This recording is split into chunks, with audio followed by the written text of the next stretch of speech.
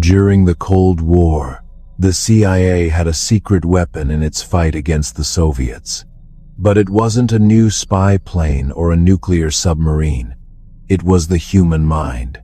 For over 20 years, the U.S. government poured millions of dollars into a top-secret program to train psychic spies.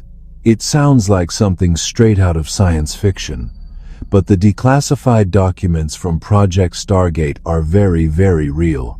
In this video, we're digging through those once classified files to uncover the unbelievable true story of the CIA's efforts to weaponize psychic abilities. I know what you're thinking. Psychic spies? That's complete voodoo nonsense. And honestly, a lot of people inside the intelligence community felt the same way. But the fear of what the Soviets were up to was so intense that America was willing to try anything. The story really kicks off in the 1970s, when a book called Psychic Discoveries Behind the Iron Curtain landed on some very important desks at the CIA. It claimed the Soviet Union was funneling serious money into paranormal research, trying to weaponize things like telepathy and psychokinesis. The idea of a psychic gap was terrifying. What if the Soviets could read the minds of American officials, or disable nuclear missiles with just a thought? The US couldn't risk being left in the dust.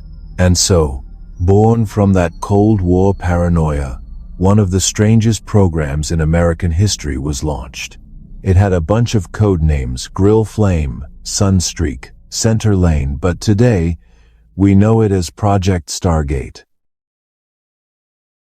Now, the CIA didn't go looking for mystics with crystal balls. They turned to science. In 1972, they quietly started funding two physicists at the prestigious Stanford Research Institute, or SRI, Hal Puthoff and Russell Targ. Their mission? To figure out if remote viewing, the ability to see a person, place, or thing from a great distance using only your mind, was real. They weren't asking if it was magic. They were asking if it was a trainable skill for spying. They set up shop in Menlo Park, California, and started looking for people with potential. One of their first and most important subjects was a New York artist named Ingo Swann. Swann was eccentric, gifted, and absolutely crucial in creating the step-by-step protocols for remote viewing that could, theoretically, be taught to anyone. Then you had Pat Price, a straight-laced former police commissioner. Many in the program considered Price a psychic treasure, a natural whose descriptions of secret targets were often jaw-droppingly accurate. And maybe the most famous of all was Joseph McMoneagle, an Army intelligence officer who became remote viewer number 001. McMoneagle was so effective, he was awarded the Legion of Merit, one of the military's highest honors, partly for intelligence gathered through psychic means. These weren't superheroes. They were artists, cops, and soldiers recruited to do the impossible, and the process was surprisingly methodical. A viewer would sit in a shielded room, sometimes even a Faraday cage that blocked all electromagnetic signals. They'd be given a target, often nothing more than a set of geographic coordinates on a piece of paper. Their job was to describe what they saw at that location, sketching shapes, reporting feelings, smells, and sounds. They weren't supposed to analyze it, just report the raw data. The program ran for over 20 years and took on hundreds of missions. The results were a wild mix of total misses and successes, so accurate they were called 8 martini results. Because the data was so mind-blowing, everyone felt they needed to go out for a drink. One of the most legendary hits happened in 1974. The CIA desperately needed to know what the Soviets were building at a secret facility in Semipalatinsk. Spy satellites showed a huge structure, but they couldn't tell what it was. They gave the coordinates to Pat Price. Sitting in a room in California, thousands of miles away, Price started sketching. He drew a massive double gantry crane that rolled on rails, describing its size and function in detail. The CIA was floored. His drawing was a perfect match for the top-secret satellite photos he had never seen. In another famous case, a viewer was tasked with finding a downed Soviet spy plane that had crashed somewhere in Africa. The coordinates provided led intelligence agencies to within 15 miles of the actual wreck, allowing them to recover valuable tech. The team was also asked to help find kidnapped U.S. Army Brigadier General James Dozier in Italy, and some reports claim their psychic descriptions helped lead to his rescue. They were tasked with looking for everything from Scud missiles in the Gulf War to Saddam Hussein's bunkers. But here's the catch. For every stunning success, there were far more duds. The information was often vague, symbolic, and just too hard to use as standalone intelligence. A statistician who reviewed the project pegged the accuracy rate at around 15%. Now, that's better than pure chance, but it's nowhere near reliable.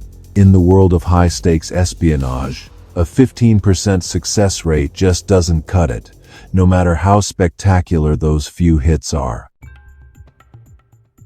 The very fact that the CIA and the Pentagon even tried this is mind-bending. If you're finding this declassified history as wild as I do me a favor and hit that like button and subscribe for more deep dives into the world's greatest mysteries. And let me know in the comments, do you think remote viewing is a real ability, or was this whole thing just a mix of luck and wishful thinking? By the early 1990s, the world was a different place. The Cold War was over, the Soviet Union was gone, and the original justification for Stargate, that psychic arms race, had vanished. The program, which had been passed between the CIA and the Defense Intelligence Agency, was now facing some serious scrutiny.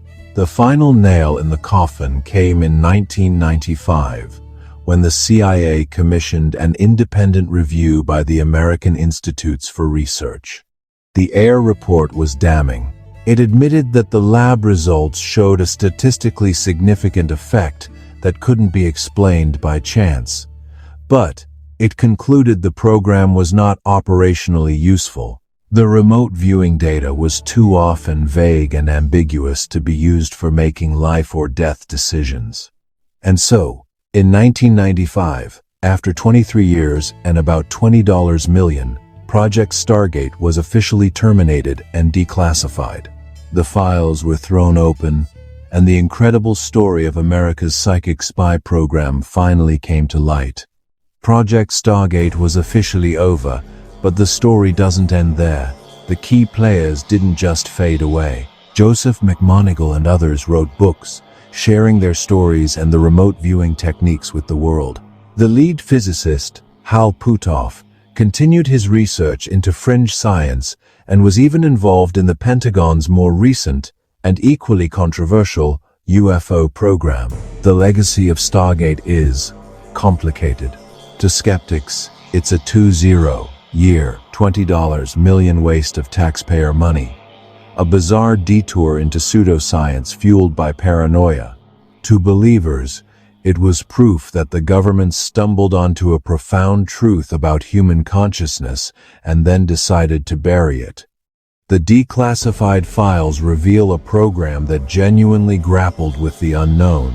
It produced results that science still can't quite explain.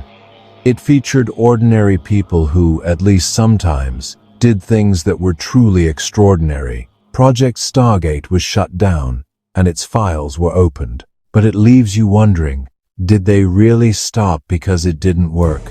Or did they just stop telling us it was working? Whatever the answer, the 2-3-year search for psychic spies proved one thing for sure. Sometimes, the truth is far, far stranger than fiction.